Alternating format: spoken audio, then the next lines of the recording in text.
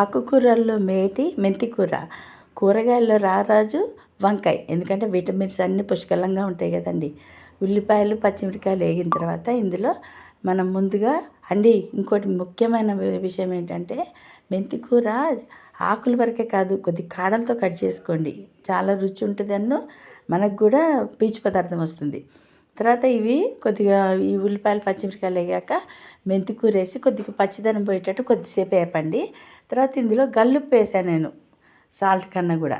తర్వాత వంకాయలు వేసుకున్నాక కరివేపాకు కూడా ముందు వేయలేదు, కొద్దిగా లేట్గానే వేసాను. తర్వాత ఇందులో ఏంటంటే ఎంత మనం టమాటా వేసినా కొద్దిగా చింతపండు వేస్తేనే రుచి. లైట్గా చింతపండు వేసుకొని చక్కగా మగ్గనివ్వండి. కొద్దిగా నీళ్ళు వేయండి, కొద్దిగా మరీ వంకాయ ఉడకడానికి.